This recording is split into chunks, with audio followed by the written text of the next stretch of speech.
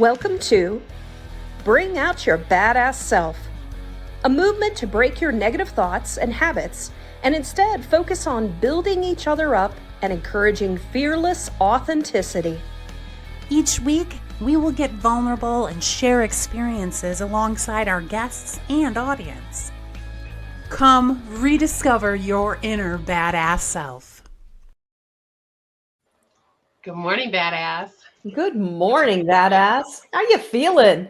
I am good. I'm feeling better today than I have. I am, coming back from our road trip, I was just feeling a little like run down, like getting a cold, and so today I feel a little bit like I might be coming on to the other end of that, which is great. Okay. Yeah. How about you? How are you feeling? I'm feeling good today. There's a lot that is going on in the world, and I feel like it's all coming together in a lot of ways. So I'm really excited about today's topic. Yeah, me too. I mean, you can't go wrong with the topic of unity and oneness. Honestly, it's a good topic, Really is, yeah. Well, as you guys are joining us, please say hello.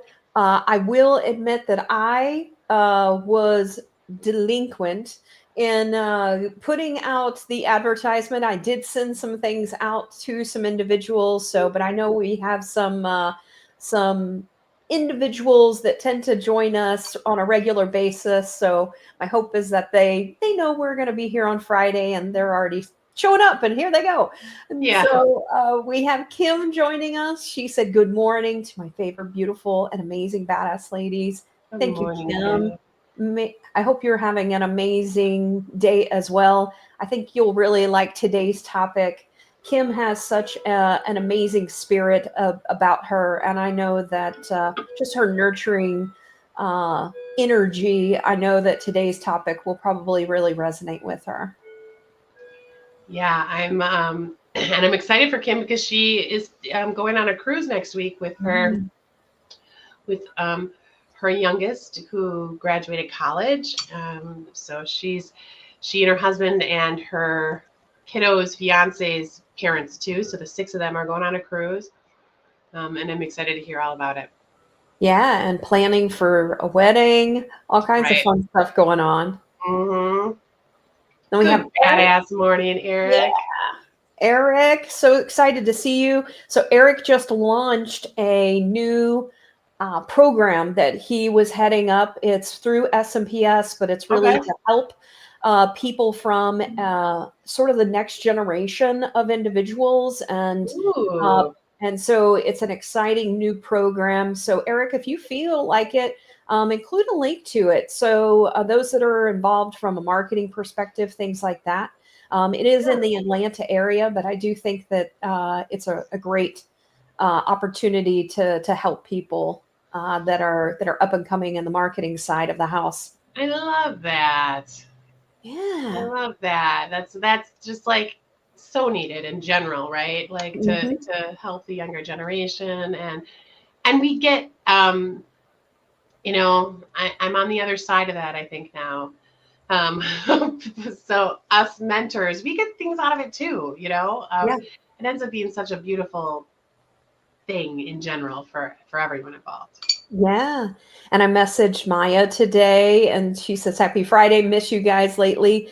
Apparently she has something she's working on. I told her to let me know, like, what's going on so we can say stuff about it. So I'm excited to hear more about that and what all she's working on. Yeah, like she does a lot already. So I'm excited to see what else. Or maybe it's a combination of it all. I don't know. Yeah, who knows? I know that a lot of what she's been working on is really getting back into the spiritual side of things as well. So I'm curious if it's related to that. Oh, yeah. She was studying Reiki again. And yeah.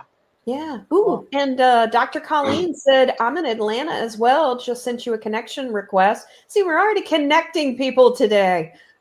Hey. And Eric said, thank you so much for the shout out. Here's the link. And they extended the deadline until March 14th. Awesome. So, go check that out. Awesome. Yeah.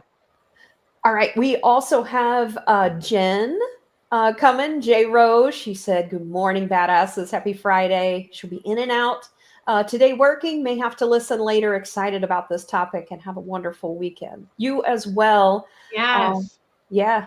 Jen has just been doing more and more with our company as well. Mhm. And I'm excited to see how that continues to progress. Yeah. Yeah. She got a couple of good leads this week. So Ooh, yeah. yeah, it's exciting. They're early, but they're still, Yeah. it takes a long time. So Yeah. And then company-wise, we've actually had a lot of really large leads coming our way. I So know. it's exciting and also very nerve-wracking. Yeah, exactly. Oh, so Maya said, yeah, Reiki master certification training this weekend. So that's cool. She's getting her certification. Yeah, cool. Nice. So cool. That's awesome. Well, I'm excited for you. And I mean, I know that you'll do an amazing job at that. Yeah, that's so All cool. right. And then Dr. Colleen, her official hello, and she said hello to all. And so Dr. Colleen will be joining us later on in the year. I'm trying to remember which topic. And so I have to go look at my list. But I know it it all was runs together. I know it was definitely one that we felt like resonated very much. Kim said, "Oh, thank you. I'm going to miss you, ladies. Next Friday, we'll have to watch the recording." Yes, thank you, Kim. All right, and then Miss Lisa, she said, "Happy Friday to everyone." And so I got to tell you, I told her in the message whenever I sent it to her, I let her know that I don't know why menopause, but it has been coming up a lot in conversations and like business conversations and things like that. And I was like, oh, well, I need to connect you with, Lisa. And so I'm like sending them her information going, you got to check her out. So, so that topic has been coming up from time to time. Yeah. I mean, it comes up. Well, I think it's just the age we are, right? Like we're all dealing with it. Yeah. And I know she said we all go through it. So far, I'm sure there is something, but I feel like I've really been focusing on staying grounded and just being more mindful and things like that. So I'm wondering if that also helps with dealing with it. Right. And I know I am in a complete anomaly because I didn't notice a thing. But, but that's not typical at all. Yep. So. And she also said, thanks for sending the link. Absolutely. Thanks for joining us. And then Teresa's here. Good morning. So lovely to see you. Awesome. Yeah. And Lisa just said, women are finding their voices. Absolutely. Yeah. So Teresa, so good to see you here today. And we're looking forward to the conversation today. I know for Teresa, for me, she was always someone who was always about trying to figure out how can we all work together. And I just loved that energy about her. And that's a lot of what we're going to be talking about today. And I think she's referring to menopause there. It's coming. Oh, awesome. We can't. Or not awesome. Right. However you look at it. I thought of Lisa earlier in the week because we, when we were road tripping, we were listening to different music and I like to sometimes do a little bit of research to understand people. So I don't know how we got on, but I looked up Nicki Minaj and I was like, oh, Nicki Minaj is from Trinidad also. I was like, so just like Lisa. That was my and that's where the similarities may end, but not sure. You'll have to tell me what you know about Nicki Minaj if you do anything, Lisa. But I just thought it was hilarious because you were like, it was just like a direct correlation. I was like, oh, Nicki Minaj is from Trinidad. I was like, oh, I know, and so is Lisa. Nice. Yeah. She said, oh, yes, having more positive mindset makes your experience through menopause less painful. So, yes, even more reason to be more in a mindful state. Yes. Yeah. And that actually, I think I've mentioned this before on here, but maybe not. But I was telling Kim and Stephanie this morning that through my, oh, I think I did mention it, through my QHHT session, it came up that I should stop taking over-the-counter pain relievers or really like lessen them.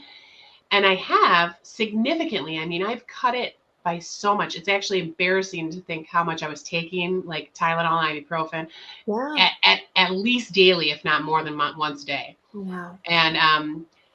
And I am now able to like tell myself that it doesn't hurt and it works. Mm. Like I can fixate on what is hurting and tell myself, nope, that doesn't hurt. Nope, that you know, that is floating away, or that is going, you know, like I have a hard time visualizing it, but I just tell myself it's leaving or floating away.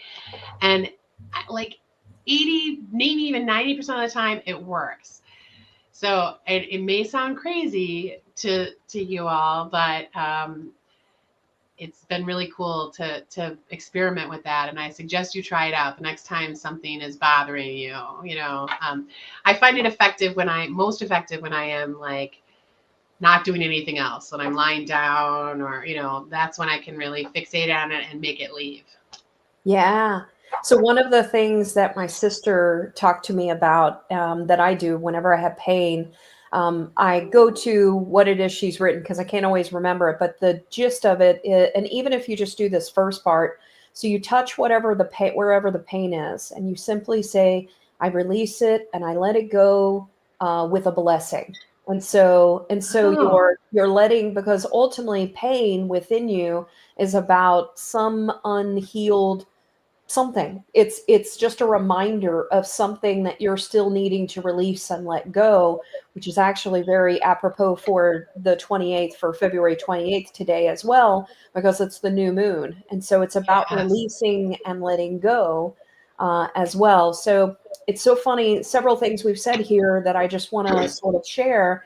We were talking about connecting with people, because today is about unity and about connection and oneness. That's what our topic is about, and the experiences that we have had. So as I mentioned, I was late in sending out things, so getting things posted. So I started to send out to people, letting them know that we were here. And with some people, like Lisa, for example, I was letting them know, hey, by the way, I was thinking about you, or I've been thinking about you. You know, your name has been coming up.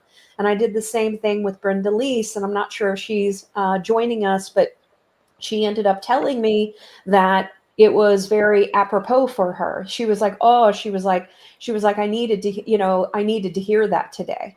And so she said this was my sign. And so one of the things, and so when Cate, before Cate joined, it very much hit me, and I started to get very emotional with it, just because it helped me to also know that, you know, that as we are looking at community and as we are looking at people, it's letting them know the impact that they are having on you and how important that is. So like, if you have to get off, you know, after, you know, for the show, like, that's ultimately what today's topic is about how can we bring together community? How can we let other people know the impact that they're having on us? Because it really is like the sign for them to know, keep going. You know, you're on the right path. Sometimes we just need, you know, even though we need to go internal with things, sometimes just getting that, you know, oh my gosh, you're making an impact, sometimes really just helps you, you know, keep going in the universe. And the universe will bring that to you, you know, when it sees you getting down and wondering if you're on the right path. Yeah. I love that. And that is what we're talking about today, that connection and the impact that you have on others. So We have some new people joining us. Miss Carmen, she said, good morning, my beautiful badass, my favorite beautiful badasses. Happy Friday. And so I'm planning on actually going out and seeing Carmen in June. Her daughter is graduating, so I'm going to be going out there. I think Jay and I are going to make a trip of it. And at the beginning, we're going to try to go maybe to the beach and then head to her way, go watch the graduation. And then I have another trip, more of a business oriented trip, that I'm going to be connecting at the end for it. So I'm excited about that and seeing her and her daughter. And I think that Jay's going to get to play golf against her, and I hope he kicks his ass. Against Carmen? No, Elena's daughter is really good at golf, and so I hope that her daughter kicks Jay's ass, because he's like, no, he's like, I'll be fine. I'm like, okay. That would be awesome. I hope so too. I'm going to be sending all the vibes. So she's giving me a heart. That's awesome. Aw. All right. And so Maya also said, I have a weird pain release thing. I saw some random thing about it, life cheat codes suggesting specific numbers in relation life issues. Tried the pain one during a tattoo session. Oddly enough, it works so well that I do it every time I get a tattoo now. Interesting. I love that. Yeah. So share it. Yeah. Share more. Absolutely. All right. And then we have Nick coming. So actually, Nick's going to be joining us as a guest as well. So good morning. I'm excited about that one. I remember this one because I just had the conversation with her. It's going to be on the law of polarity. She's going to be joining us as we talk about that. So I'm excited about that. So thank you for joining us. Yeah, I'm excited too. I can't wait to meet you, Nick. I love our panelists and our guests. I mean, I love our session. I love our shows when we do it just you and I, but there's a different level of excitement when we're bringing someone else on too, because there's like the unknown. And so it's all fun. And I think I just finalized the last guest speaker. So the solo ones, I think I now have the entire year secure there. I think I still have some things on panelists that I'm still working on. So I'm getting close. That's awesome. I know, it's been a lot. Yeah. Well, you're great at it. And like, it's a good, I think feeling like we've got a nice well-oiled machine with all of this, with all of the pre-planning that we're able to do with knowing what our topics are going to be, right? Yeah, exactly. All right. Maya said the number is 55515, focusing on the pain point. Well, that makes sense because you're also focusing on the one, but you got these fives in between it, and then repeating the number. I do it silently, of course. I'm always curious to see if it works for anyone else. So 55515. 55515. Okay. Interesting. Cool. I'll be interested to try that. Yeah, me too. All right. Well, what I wanted to do as far as starting off today's conversation is also talking about some things that are happening in the world. So last month's topic was on the law of rhythm and paying attention to the things that happen in our lives and the repeating patterns. And so it's also very much then connected to the law of oneness, because when we're paying attention to those different things, we then can see the areas that we can really focus on to bring about not only change, but connection and interconnection.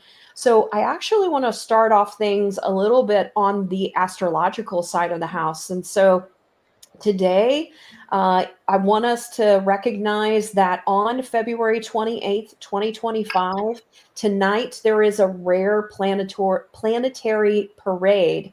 And so 7 planets, Saturn, Mercury, Neptune, Venus, Uranus, Jupiter, and Mars will align in once-in-a-decade celestial event. And the next one won't be until another 15 years from now. And so you'll be able to see with the naked eye Mercury, Venus, Jupiter, and Mars. And with binoculars or a telescope, you'll be able to see Uranus and Neptune. And the hardest one to spot will be Saturn due to its proximity to the sun. So I'm going to go ahead and send out a link. This is a link to the virtual telescope and you can start to watch it. Now, this is in the EA or in Europe, where this is being displayed, and it's going to be 1800 its time. So that's going to be well ahead of time. So you could start watching it, earlier today. I think in about an hour and a half, something like that, is when it's going to start. And they're going to start showing the alignment of these particular planetary, the planets starting to come together. And so cool.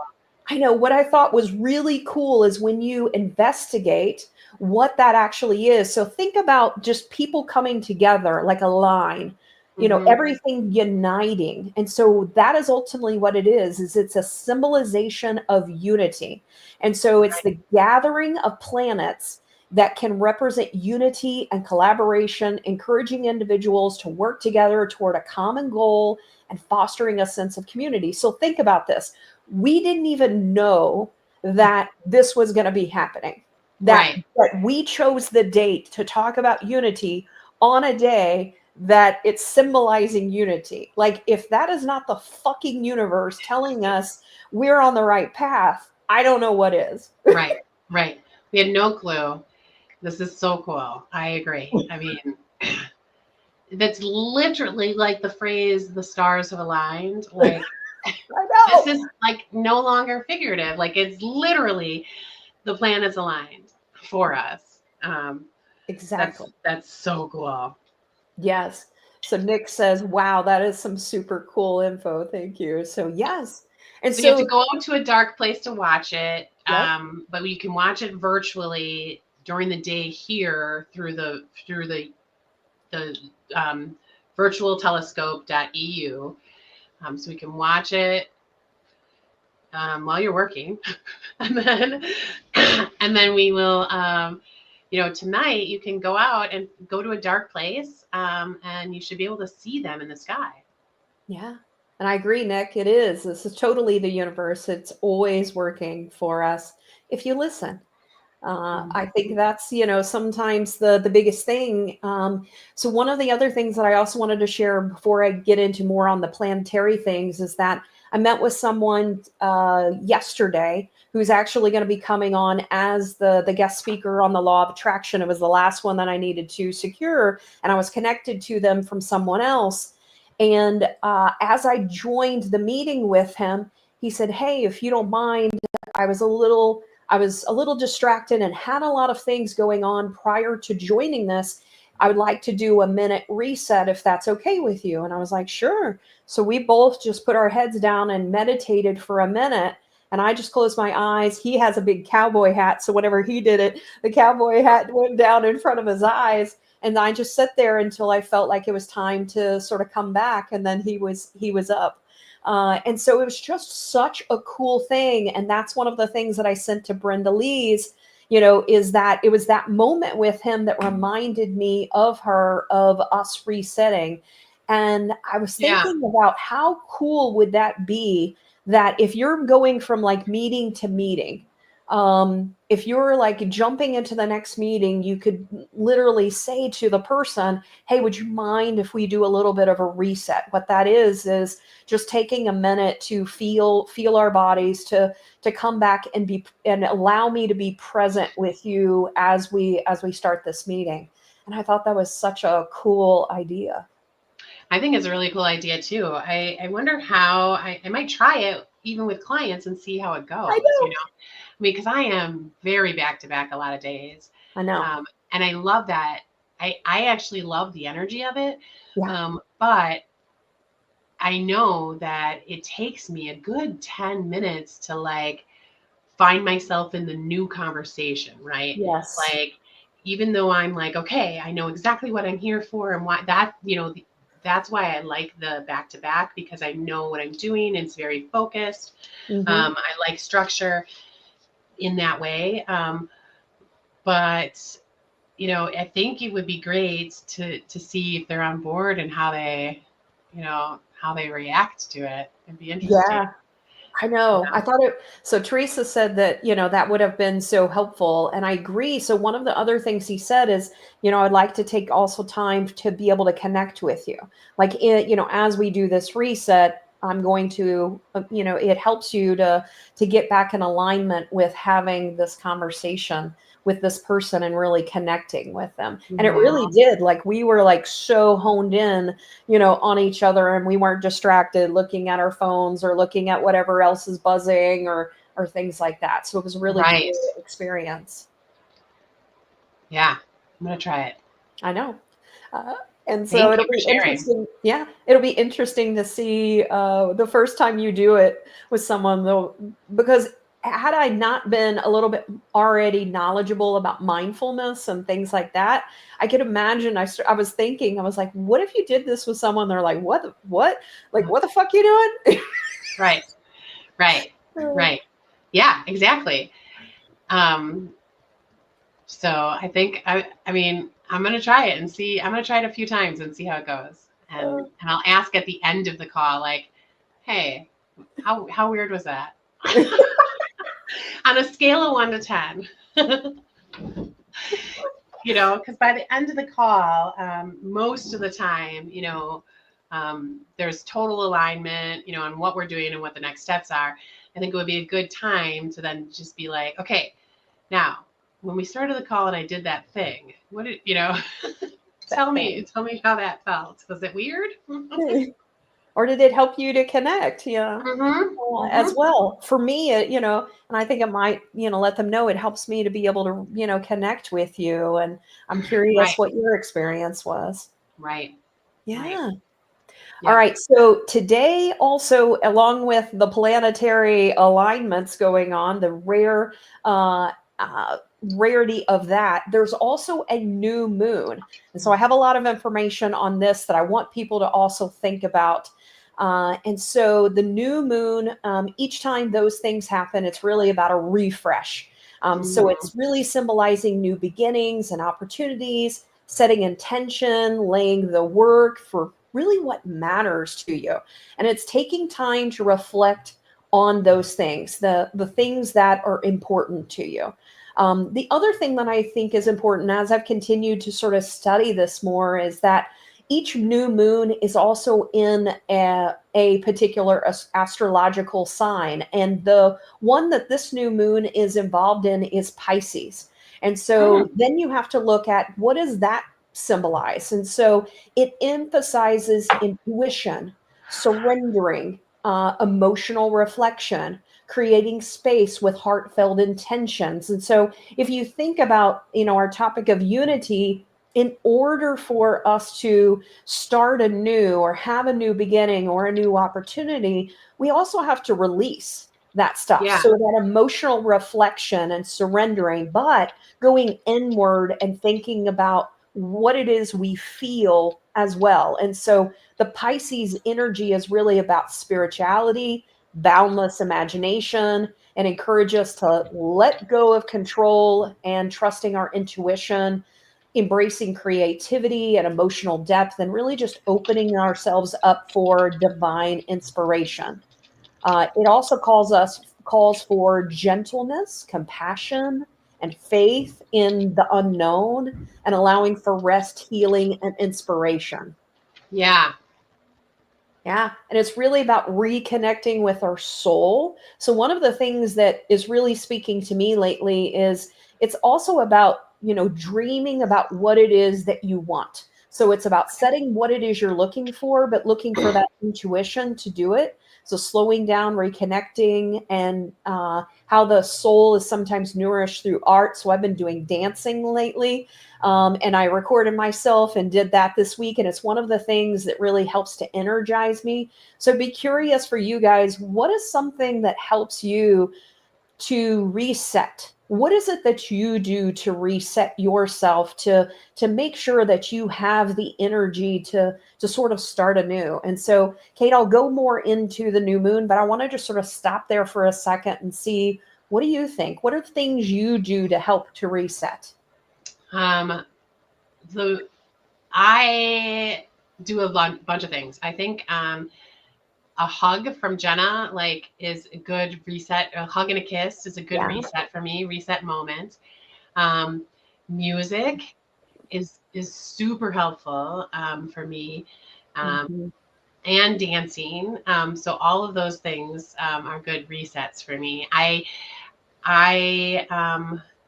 want to embrace silence more.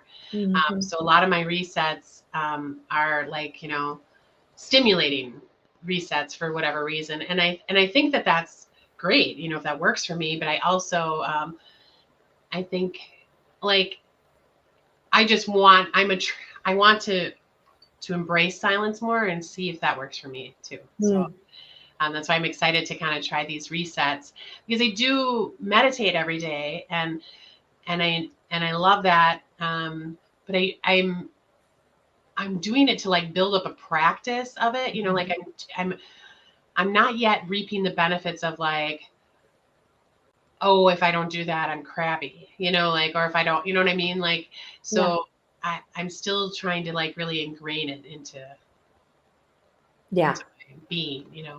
I resonate with hug as well. And Nick said, yes, a hug is good and music is huge for her as well. So what about you, everyone else?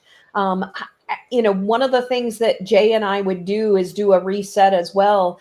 We used to hug every morning and we still do, but we used to, I can tell that he will come and he will do that reset with me. Like sometimes he'll do like a longer hug where it's like we're resetting together. And so I really, really love that when we do those things. And music has always been something. So whether it's singing or dancing or sometimes just listening to it. Mm-hmm.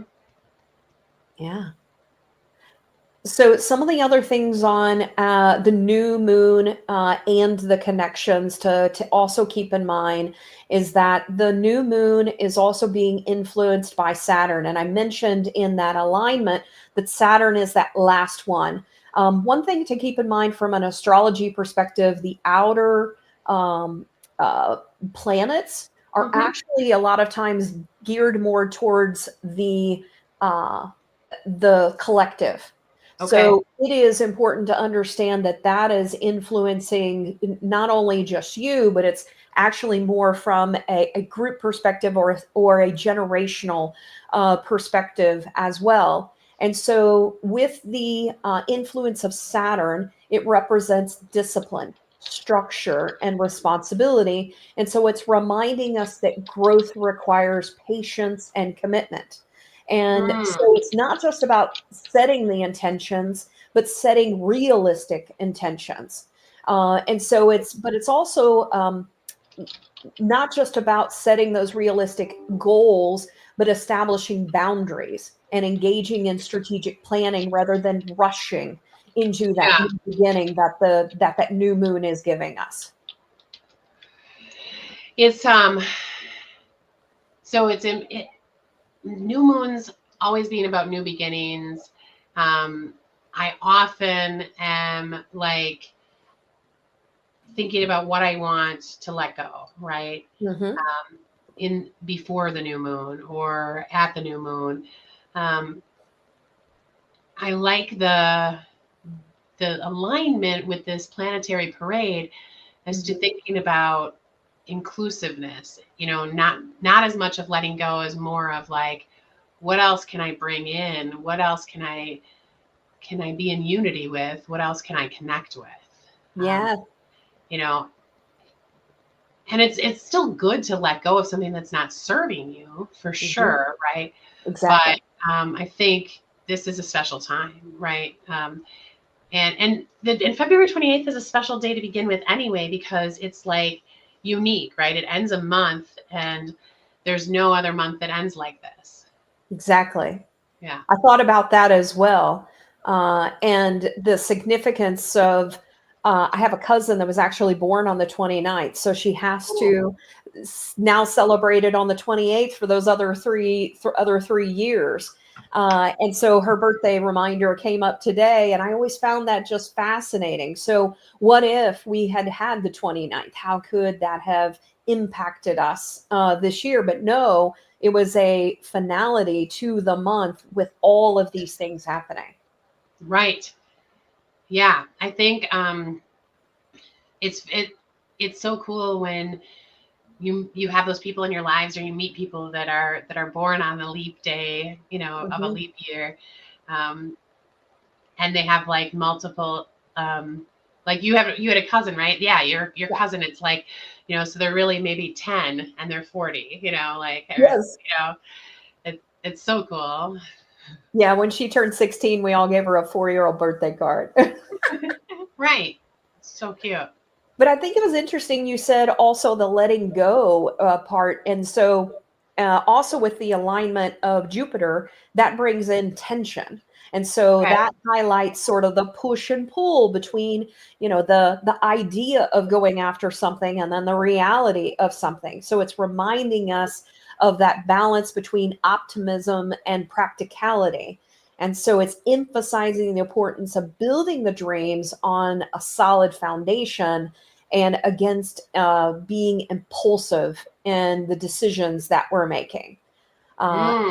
Yeah. And so, at the very, when we also think about the new moon being in Pisces, it's also about that teeter totter. So think about a teeter totter, you're getting on it and it's learning when to act. So I need to push up on that teeter totter. And then I got to surrender and allow the next person to push up. So I then go down. So it's that teeter totter effect of knowing when to act, when to surrender, and navigating between that discipline side of us as well as the possibilities and thinking about the opportunities. But it also very much reflects on the chance of letting go of our hurts, our fears, but really promoting healing and moving forward with clarity. But it's also about anchoring in with our hearts, trusting flow, but knowing, when to anchor ourselves in wisdom and experience. And so it's just opening us up to a new chapter of things. But it's really about finding the connection that is around you and the symbolism that we sometimes see, whether it's numbers or whether it's, the message that I got from that person or that they got from me. So it's a lot of times just really honing in on the messages that we're seeing and hearing. Yeah. I love thinking about astrology. I love learning about astrology, and the planets. And it is a little sometimes hard to remember it as I'm going throughout the day, right? Mm-hmm. And so it's in like, so I don't know, for those of you that are into it and that, live by it, or not live by it, but like are able to more easily incorporate it into it. Is it just a matter like anything else of studying and knowing, or what are ways to kind of remind yourself throughout that period? Because like I'll start a day and I'm just terrible about it. Jenna will be like, okay, it's a new moon today. I remember these things, and I'll be like, oh, hey, we're great. That's really helpful, and then the end of the day comes and I'm like, should we do a ritual or something? Because I didn't do that at all day long. Like I forgot, so, and does that just mean I have a disconnection from it, or, I don't know. Right. So maybe it's that grounding. So maybe it's taking the moment. So when she says that and it's saying, okay, let me take a moment and be present in what that means for me. Yeah. For today. Yeah. Right. Yeah, maybe. Right. And then being able to carry that instead of just like, okay, I'll do that today. Yeah. So what I want to do is open it up. And so there were some comments that came in. One of the things that as we were talking about interconnection or connections is also talking about feeling alone. And so we wanted to know, has there been a time in your life that you felt alone? And what actions or steps did you take to feel more connected? And so it was interesting. I had a moment not too long ago that I was talking with my daughter. She was like, hey, let's go get in the hot tub. And I was like, okay. And as we were talking about a lot of different things. And I opened up to her. And one of the things that I've been finding is by me sharing some of the, she sees me as someone who's very achieving. Right. And as a daughter, that can sometimes be very, I guess, worries her about her own life and how she feels like she's comparing herself and how is she going to live up to me. And I started to reflect upon that, through the conversation with my depth psychologist. So one of the things that I shared with her is I said, in my life, I have felt alone almost all my Mm. life. And I said, I remember growing up and I would meet a new friend and I would have like a best new friend, and that best new friend would leave. They literally would leave, the city, the state, things like that. I'd find a new best friend and that new best friend would leave the state. I mean, I had this happen. It was a repeating pattern for me that I had to learn how to be alone. And And then not have like that like person, that partner in crime, that like yeah. person to rely on. Yeah. And Yeah, when you're growing up, that's a really important thing. That's an important person in your life, right? it is. And, but I felt that even as I got older. And I told her, I said, I told her about a very, a point in my life at age 40. I was turning 40. And my husband, we were getting ready I was preparing for him a surprise birthday party for his 40th. But for Mm-hmm. my 40th, at the time, I had taken a moment to express how I was feeling. So here I, I wanted to express to people that how I was feeling was I'm an owner of a company. Early on in my career, I'm one of the owners at a company, and I'm having to deal with worrying about, keeping people's jobs, worrying also at the very beginning about I'm also thrown into sales and understanding how am I going to Mm-hmm. be successful because I haven't really done sales. I had done Right. marketing and I understood sales, but how was I going to be successful? Because this was on me to figure out. So I felt alone in that moment. Mm-hmm. And Yeah. so I had expressed to how I felt just very publicly.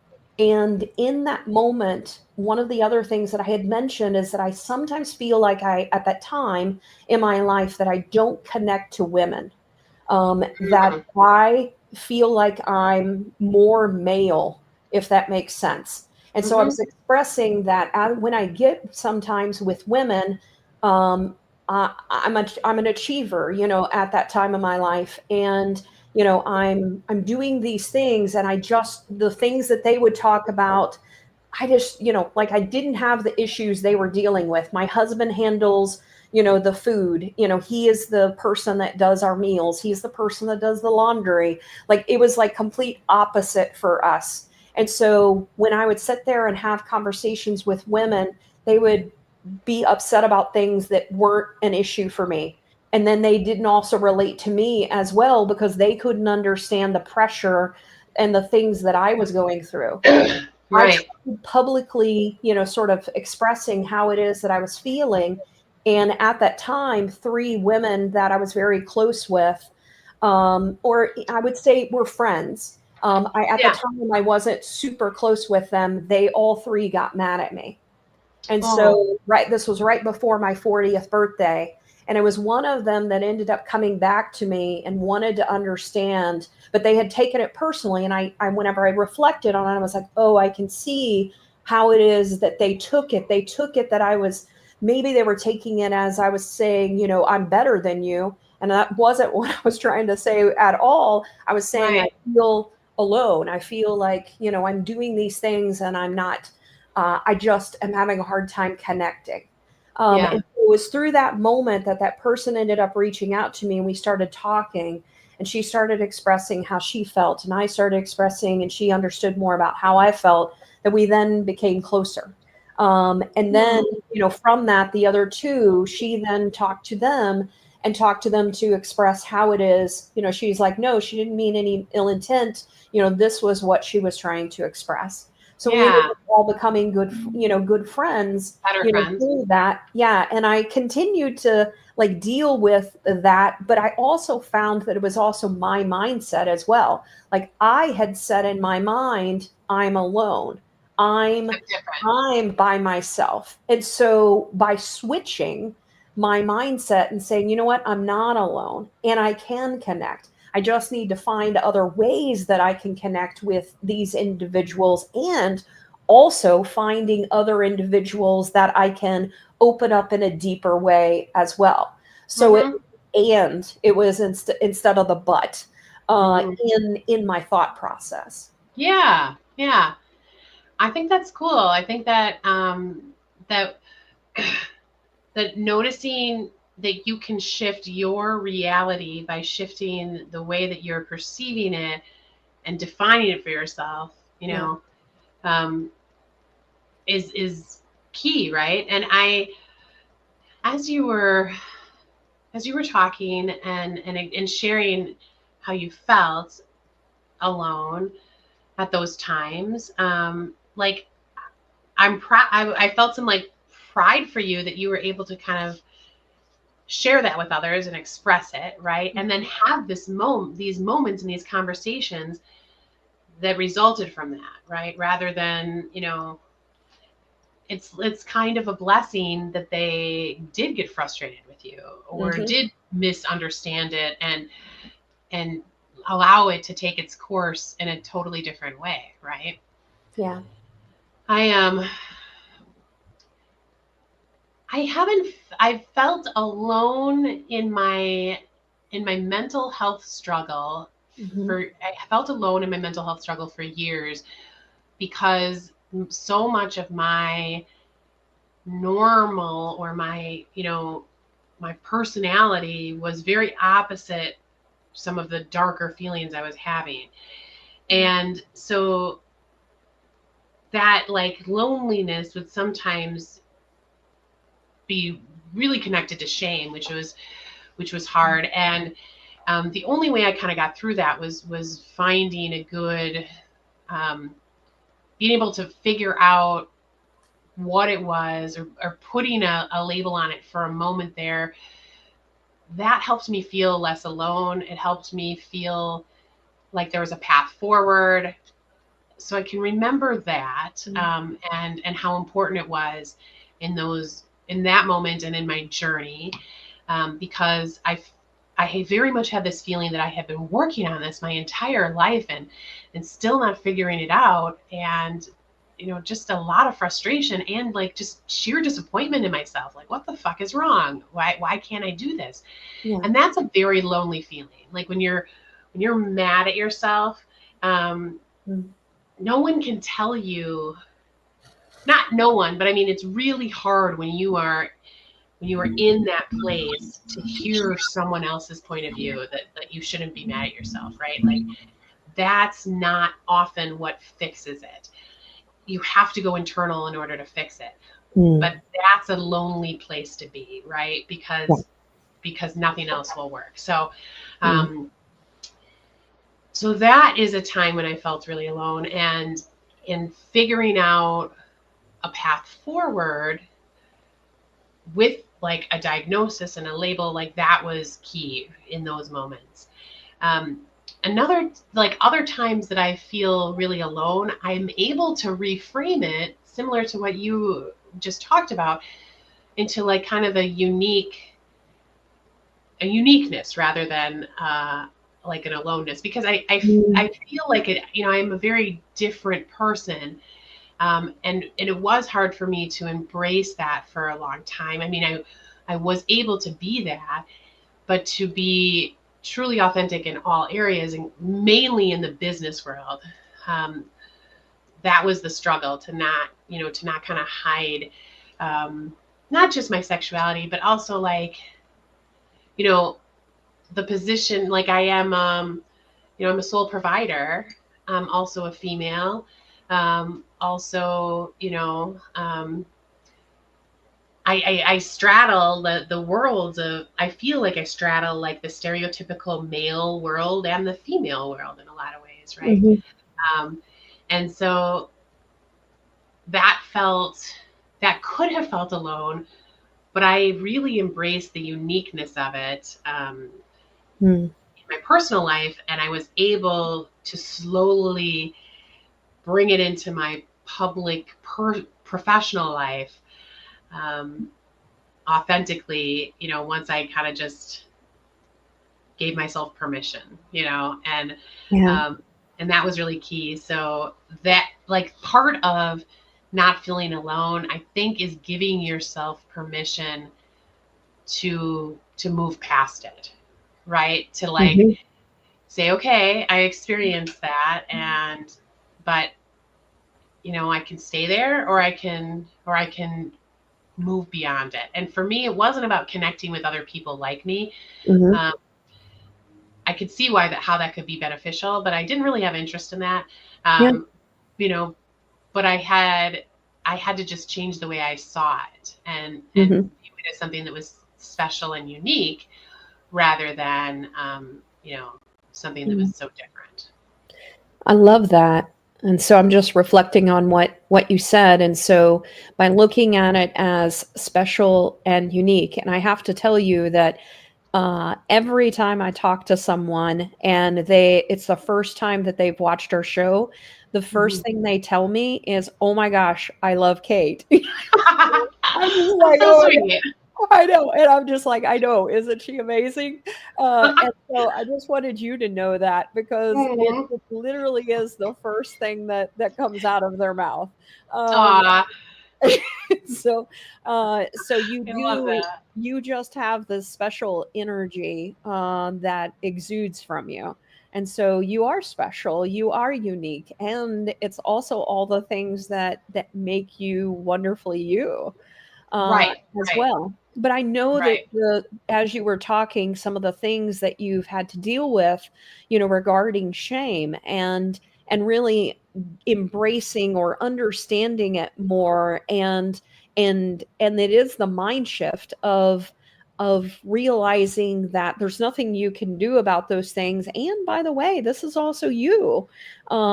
So, the shame that sometimes we feel from other people is that judgment of what it is that people think. So it's releasing that, and also allowing people to feel how they feel. Right. And you can't do anything about it. And I think I was reflecting on this yesterday because of a conversation we were having, not yesterday, Wednesday, a conversation we were having, and I think a lot of times people, because of the skills I have in persuasion, plus like this uniqueness and this energy that people are able to connect to, I think they worry that I am like too much of a people pleaser, and I do have that aspect. Like, that is a part of me, but there's also this other part of me that is sometimes just frankly shocked that more people don't dislike me, that I don't come across as like too much, because sometimes I'm like just too much for myself. So it's like, when there is a person that just either doesn't like me or doesn't get it, there's a part of me that is like, okay, well, like that's like normal, and I'm surprised there aren't more of them out there. But at the same time, I'm also like, I never, I try so hard to be compassionate and caring towards, most people. So it does hit differently when somebody just doesn't see it, at all. Like, so it's, but in those instances, it's so rare, it's almost comical to me. Like, okay, I know. And we had one of those, I won't get into the details, but we had one of those, and this is the first time it's ever happened, that I've really ever seen it, that we had a client that Cate was trying to help. And really, when it boiled down to it, this person wasn't helping themselves. Cate was trying to help them, but it got to the point where they went to another partner, and we were like, okay, go ahead and go to that partner. And then they felt that the word was toxic. But we were Yeah. just like, no, like, you want to go work with someone else. Like we're struggling with you, Right. we're trying to help you, but you're not helping yourself. And there's only so much that we can do to help someone that doesn't want to help themselves. Like we're trying to Right. connect you. You don't want to connect with this person. You don't follow through with what we're saying. You just want us to do what it is you're saying, but you're actually then not providing us what we need to. And so we were Right. just like, okay, It's not right. that's Like, okay. it's clearly not working, Yeah. like we think you're not helping yourself. You think we're not helping you. Like there's Yeah. a disconnect there, Yeah. and we can continue to try to butt heads against each other, or we can just walk away. And he initiated the walk away. So I just, and I think maybe he wanted a pullback, like, no, no, Uh-huh. no. And instead it was like, Okay. that's a great idea. You should go do that. Yeah. Oh, too funny. Yeah. And so, and sometimes that's what you have to do. You have to know when you need to release and just say, you know what? Go for it. Right. And that's a huge part of unity in your community. Like that you keep, like, everyone belongs somewhere, right? Yes. And we are all one. But, when you peel back layers of that oneness, we all belong in different families and different communities and different, industries, whatever you want to think about it, from a personal or a business perspective. Yes. And and if there isn't the ability to connect, you diminish the importance of connectedness if you keep trying to barrel through it. Like, I'm just going to power through it. Like, no, connectedness and unity is that important that if it's not working out, that's okay. Go be, in community with someone else. Like, go do that elsewhere and let us be who we are. That's just as important. Yeah. I love that. And it's so apropos, within my life in a lot of different ways that it's like, I want what's best for everyone. And that may be us not being together, and that's okay too. And so if we're able to work things out, and if we're both willing to like have a conversation and do what, like, what is it that you need? What is it that you want? Yeah. Having that conversation, like, let me know what that is, but also be willing to hear what it is that I need and honor that too. Like, Yes. it has to be. And sometimes then it's just going, you know what? We're just not meant to be together. Right. And that's the hardest thing sometimes in our lives. That can happen with, especially in relationships, partnerships, as far as like love relationships. Those things can happen in family. Those things can happen in business. Those things can happen, in all kinds of areas with your best friend. So think about the things in your life and, finding people that are on your energetic level and Right. where it is that you're wanting to go, and releasing those that are not in alignment with where you're at. And that's okay Right. too. Right. Right. And doing so with love, that they find their people, Exactly. We have so many great comments Yes. and people sharing times when they felt alone. Yep. I'm going to pull up a couple things. So Maya said, I so relate to that, Sarah. Always struggled to relate with women as well. Yeah. Maria I said, find that my women that I really connect with are often other women that struggle with other women. You know what I mean? That's why you and I connected. Exactly. And my best friend Rachel is very much like that. I mean, she's very feminist, but a lot of times, she doesn't like the company of a lot of other women, and so it's interesting. Yeah. And then Maria said, there is so much that comes from being alone if we allow it and abandon fear. Yes. Yeah. That going inward, right? Yep. And not being scared to do it. Yeah. And recognizing the fear. Like Right. most of the time, people don't take time to understand, like, why am I fearful in this moment? How can I be more, recognizing that is what allows us to then connect, because we have to release the fear for us to connect. Yeah. Yep. So, Exactly. think about in our own stories, releasing, ultimately feeling alone is releasing that fear of, like, what does that mean? I'm not worthy. I'm not, acknowledged. I'm not, whatever that fear is, you have to find a way to release that. Right. Right. She also said the most alone I have ever felt was parenting my daughter through anorexia. There are so many perspectives on mental health issues. That one is especially kept quiet and out of the fear for triggering. So parents tend to just suffer in silence and confusion. Yeah. Yeah. I can Um, totally see that. I can definitely see that. Go And ahead. people, we have a kiddo with an eating disorder, and and people have, like, they are just so dismissive of issues with food. So I think it would be the same thing, like, and they make judgments faster, like, well, just make them eat, or just, like that type of stuff. And it's not that easy. If it was, it would be fixed. you know like, you don't think we want that, you think. So I Yeah. totally understand, Maya. And I think, like many mental health issues, it is a very lonely place to be the one suffering, but also to be the caretaker or the partner of the person suffering, um, because all of those things are so personal. Like, a mental health struggle is so personal. It loves mental health, loves loneliness. Like, Yeah. like, they go together too well.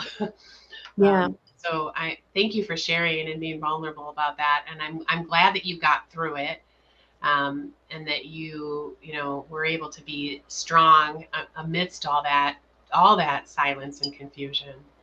Yeah. This is a topic that's actually, food has come up recently with me and Riley. And one of the things that I had observed and noticed is the amount of junk food and sugar and stuff like that. And so for Right. the longest time, because she couldn't smell, I knew it impacted also her taste. I didn't really focus on it. But here recently, I just continued to observe that was where she was going and she wasn't having any nutrients. So I started to talk about it, and I ended up talking with my depth psychologist a little bit about it. And as parents, we have a fine line in how it is that when we're approaching this topic with our kids. And I ended up, talking to her about it, and she shut down because she Mm. immediately was like, you're judging me, you're telling me I'm not, able to do this. And it had to do with me making her food. And then the next day she would bring it. She didn't actually have some of the nutritious stuff. She was eating just the junk. And so I was saying, hey, like, I'm putting effort into this, and yeah, exactly. And so, but when we think about, especially teens in their lives, this is really about freedom and about control. Because think about, sometimes they don't have control. We're driving them. They have to rely upon us for money. They have to rely upon us for decisions. They have to, everything is controlled and decided many times by their parent. So it's right, also understanding that food becomes one of the sources that they then start to make the choices. right, So what she had suggested to me and what I ended up doing is I said, look, um, I'm need to share, I want to share with you my fear, and why it is that I said what it is that I said. And I yeah, told her, I said, growing up, I feel like my metabolism was uh, impacted because we really ate. Fast food was mostly what I ate. We had a different place every night. My mom would cook on occasion, but as we got older, that happened less and less. And mm, then I was drinking 6 Mountain Dews a day. I mean, and so I ended up going through this whole cycle of getting off of caffeine and things like that. But I said, this wrecked my metabolism. And I said, and then I hear things that you say. And I said, I know you don't judge me for, what it is that I look at. Like, you see the confidence that I have. I am who I am, those types of things. And I said, but I also hear things like, you want to make sure that you're maintaining the size that you are. And I said, so I hear those things. And then I also know the things that I went through and the struggles that I have had, that I don't want that for you. And I Right. said, so the reason I'm saying these things is because I want you to understand that I want you to make better choices for yourself. And I Yeah. said, but Right. part of that is you having the freedom of making those choices, but also doing some research and understanding more about what you really should put in your body. Right. So I gave her the freedom and I said, look, you're going to make your lunch from now on. It'll be your decision. Like, I'm not making this decision for you. You also, as you were growing, you need to make these decisions for yourself in what is healthy for you. Right. Right.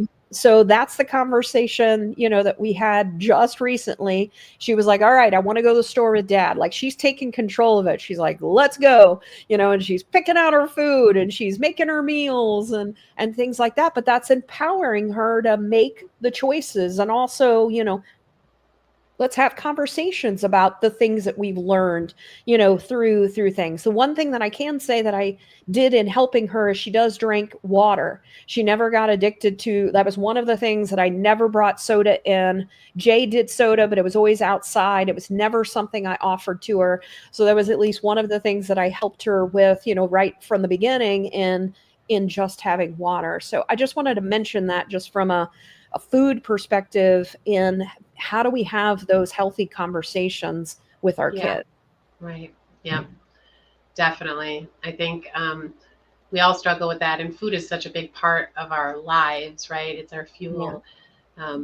But and then so we all have issues with food, and then the eating disorders and the other things that are connected to mental health are like a level deeper, but it's all applicable, and unfortunately with kids it's also happening at a time when their brain is also developing, right? So those nutrients and those things are really important.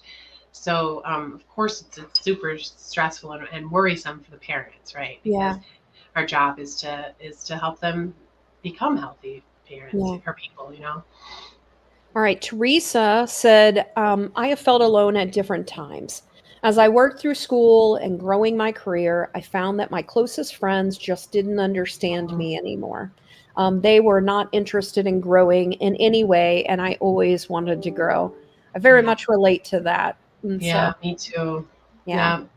Yeah. I lost my one of my Oops. best friends because she stopped growing, in my opinion, and I kept growing. And it was really hard because we were so close for so long, but at the end of the day, um, you have to surround yourself with people that match. That's your community. Mm-hmm. Yeah. So I'm glad that you continue to want to grow, Teresa. Yes. I'm bummed for your those friends. Like I kind of have a little pity for them that they lost out on such a great opportunity to continue to be close to you, but also like that they didn't you know love themselves enough to grow. She said the same thing about that client. She said Right. toxic. She said Yes. Right. Right. all right. Jen, sharing some things. She said, many times felt alone. I forced myself to find at least 3 simple and free things to bring me joy, separate from daily dancing and music. And by the way, up above, people said music, walking. So music Yeah. seems to be an example. And she said, an example is this: there is a tree around the corner from my place that has the shape of a heart in the bark. And I call it my heart tree, and I go visit it when I need joy. And I also go talk to people, even strangers, and smile. Yeah, Jenna does that too. She looks for, and they pop out at her, hearts in nature. Like she'll say, "Oh my gosh, look at that rock. It looks just like a heart, you know, or like, and I think those little things can be such game changers, you know? Yeah, like I love that J-Ro does that. She's told me about that tree before. Yeah, I I love love this, that. Maria. I'm going for a walk until I have a paradigm shift. That's amazing. I love it. I will walk this out. And then she did this, you know. Yeah. I love it. Oh my gosh, these are awesome. All right, Renee said, I found that giving myself permission to experience my own life in my own way is much harder than giving others permission. He said, any Yeah. thoughts on that? I will tell you that that has always been one of my struggles, Renee. So first of all, I really appreciate you bringing that forward. The second thing I will say is noticing how I love and care about other people accepting who they are, and getting curious about, well, why in the fuck won't I treat myself that way, was super helpful for me to say, like, okay, would I tell Brandon this? The shit that I'm telling myself in my head, would I tell one of my kids that? No. I mean, not on purpose, you know, like I wouldn't intentionally say that to someone I care about. So why am I saying it to myself? So the same thing comes with, like, you know, I lived this life where I wanted everyone around me to be happy and live their life the way they wanted to, and I wasn't allowing myself to do that. And it was a paradigm shift to recognize that, okay, you know, I've got to walk the talk, and I've got to get this figured out for me. The hard thing is that that internal work is repetitive and exhausting, right? So it's not a one and done. I mean, neither is telling someone else to do something either, right? Because you can't make them do it.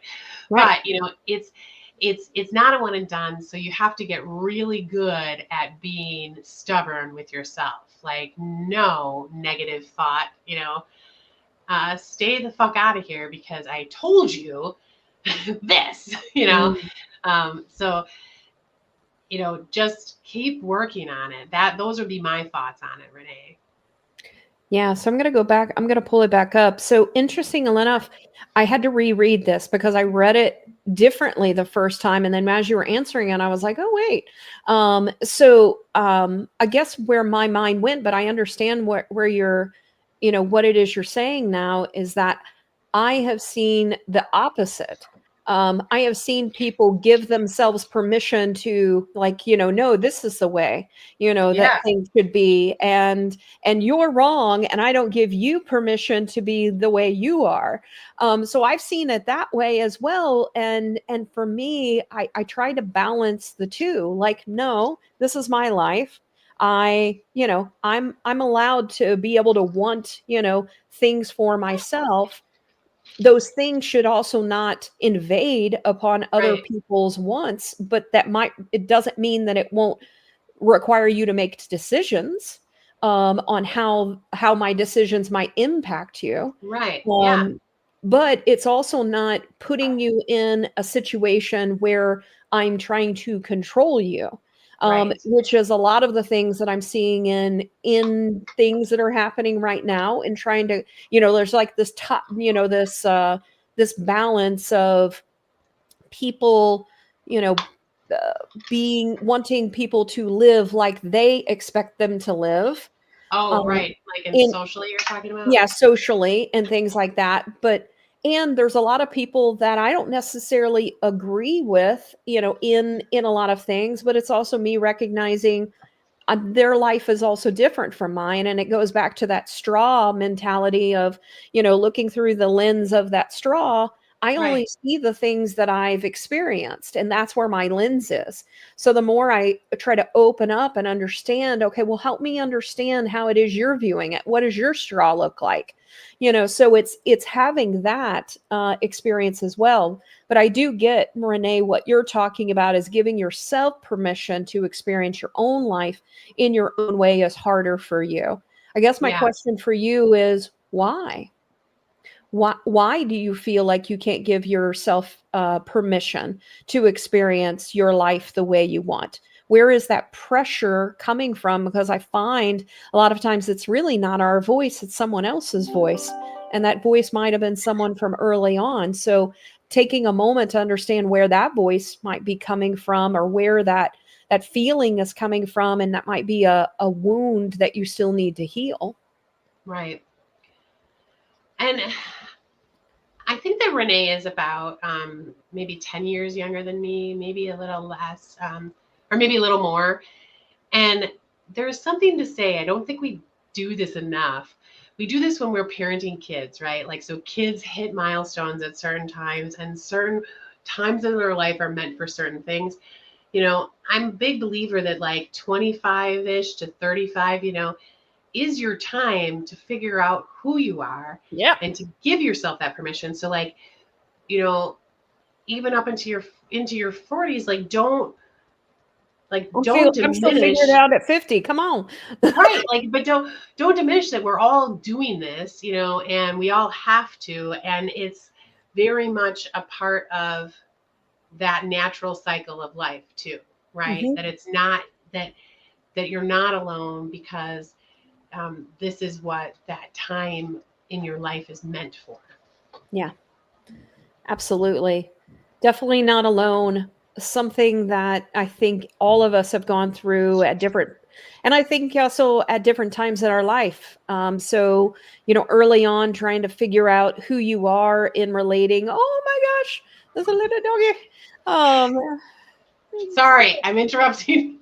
Taro is here. Taro is our teacup chihuahua, and I just wanted to show you how adorable he is. oh, how old? He's like 5 months, and Oh, he's ridiculous, and he loves to kiss. Taro. energy, full of energy. Yes, I'm he's sure. he's ridiculously cute.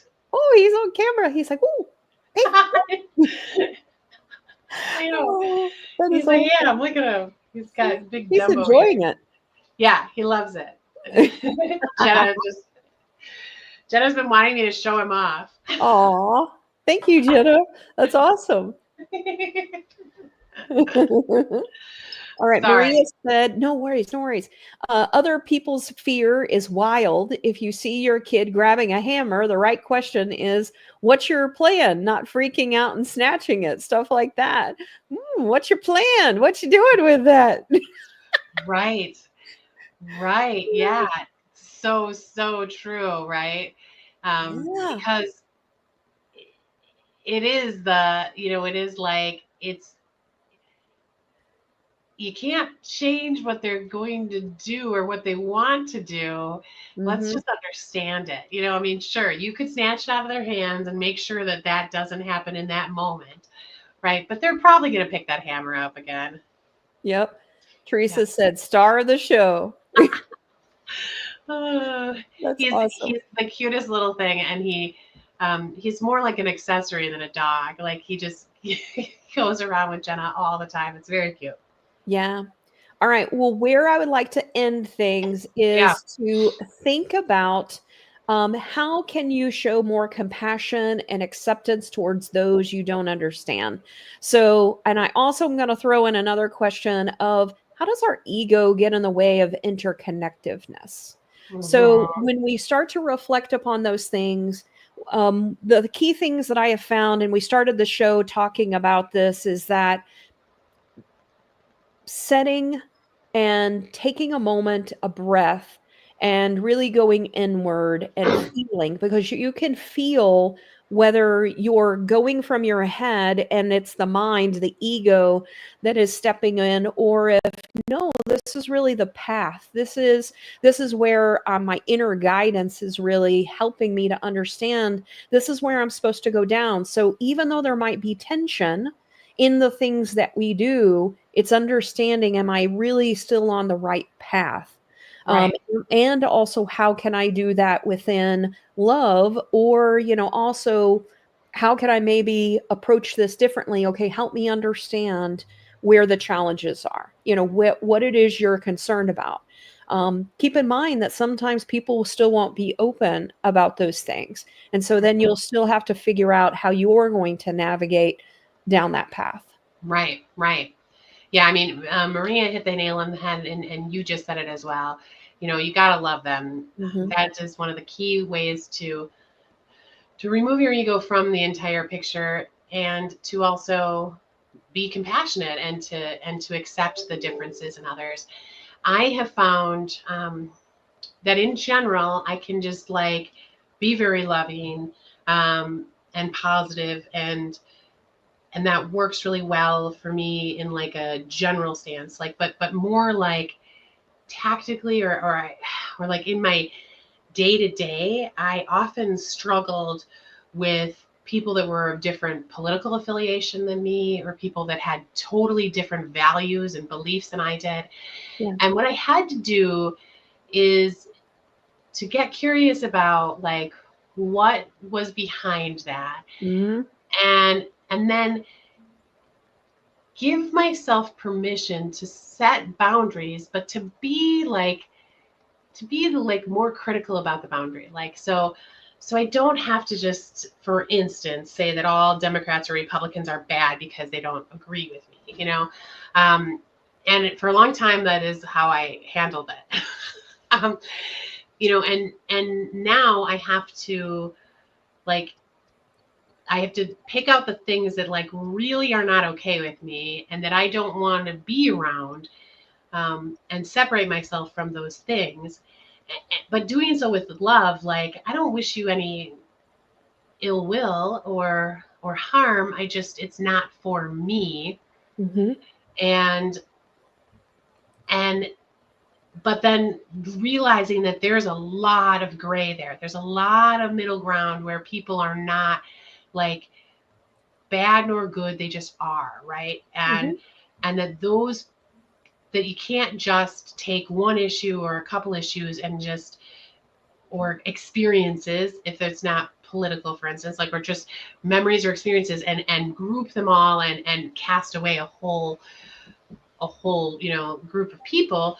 Mm-hmm. That's not community, and Right. that's not going to serve us, and that's not loving.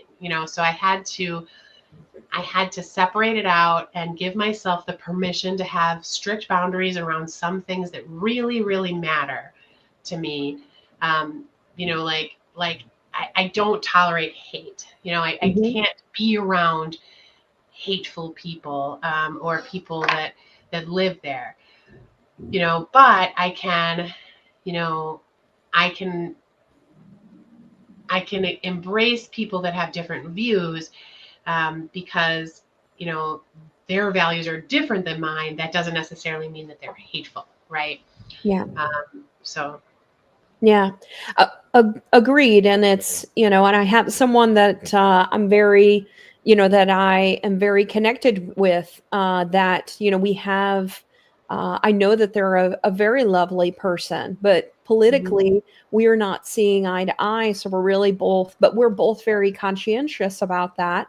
And also, we'll take the time to ask questions and be curious about mhm, things. And so, if we can't be curious, about things, and we're only, it's only our way, or, you're just not right, that type of thing. And I do have to say, one of the things that I did recently is I went ahead and wrote something. Like I just was like, rah, and I just, wrote it, but I didn't publish it. I ended up not posting it. But sometimes we have to feel the emotion of how it is we're feeling. We also have to step back and go, okay, is this actually going to help or hinder the process? And so I'm constantly doing, having to check myself, because I have that warrior part of me that, is like, "Brr," But one of the interesting things is that, I also have the healer aspect to me as Mm-hmm. well. And so it's stepping back and saying, okay, but is that actually bringing us together? And so, Right. but I think it's also acknowledging within you when it is you do need to lend your voice and step up, and say, hey, I'm not, I'm seeing an issue here. So I think that is important. And I like this, Teresa, feel it, think it, act it. And I think the feeling is important. And sometimes, writing it out, thinking it, but then reflecting on it. I would maybe add reflecting on it in there before the acting Mm-hmm. as well. Yeah. That's good. Yeah, absolutely. Take Yeah. them away. And we all should, and we all have those moments. Um, and then the other thing I think about, and this might be helpful, is like, I don't like, there's no light without dark, right? So Mhm. like, I, whether we like it or not, we Mhm.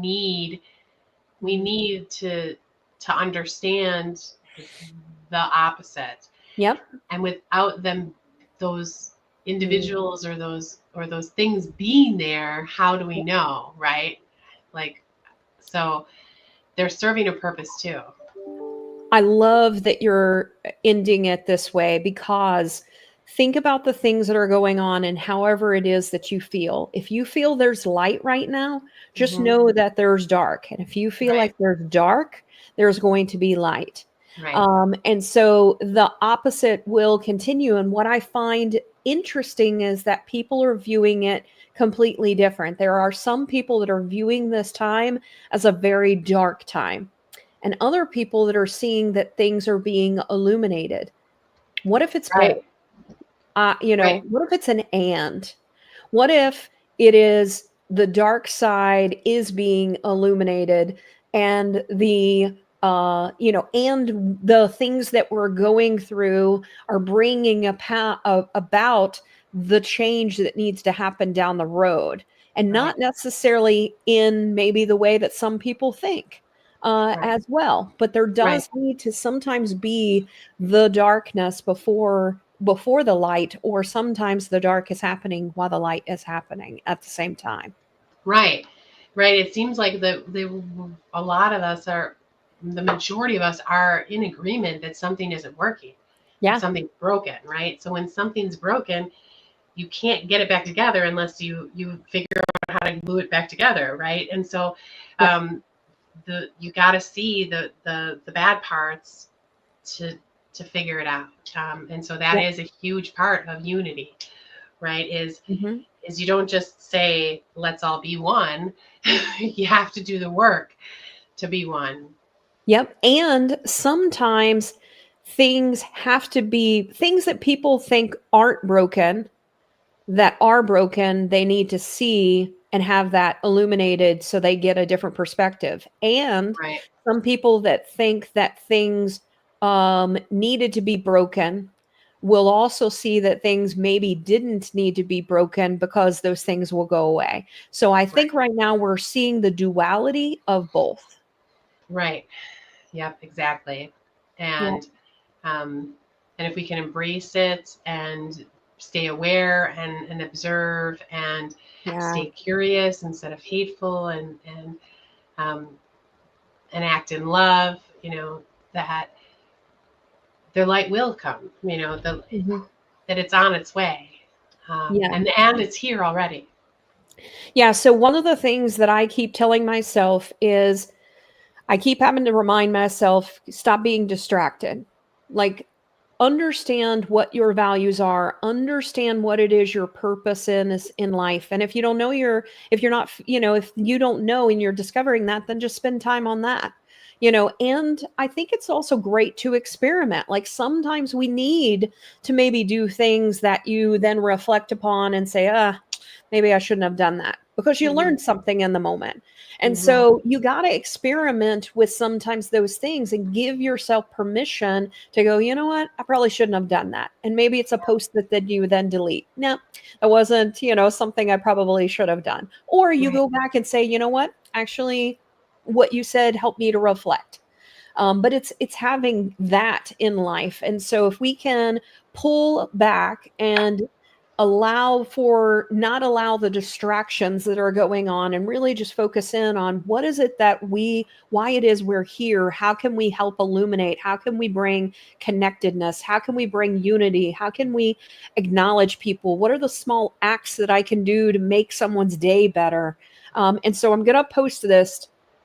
This is a playlist that I started on YouTube, and it is short reels that I've been doing related to each of the month's topics. So today I'm going to be posting the last one for the Law of Oneness today, which is the sixth one. And each month I've been doing a short reel for each one. So if you didn't check out the Law of Rhythm, you can go through and see all the little short reels. But it's really inviting us to be curious and reflect. And what are some of the steps or things that we can do to be able to recognize the different laws along the way?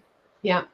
Yeah. And I think one of your goals is to create little ripple effects, is to, have people experience the show, experience, the content that you're putting out there, and get them to think and hopefully maybe, reflect on it and then act differently in maybe just one small way. Well, think about it. Everybody that joined, the people that have joined in the past, all of those people are making their own ripples. So it's not necessarily, the ripple from us. It's also the ripple from each of you as well, and the impact that you're making on the world. Yeah. Well, let's end today with J. Rose comment here. Perfect. I love that. Thank you for helping me not feel alone today. And so everyone go out, have a badass day, feel connected, do a small act of kindness. And I just we want to share our love with you and tell you you aren't alone. Let's keep making those ripple effects. Yeah. Yep. Nothing more badass than that. Thanks, everyone. See you next Friday. Yep. Thank you.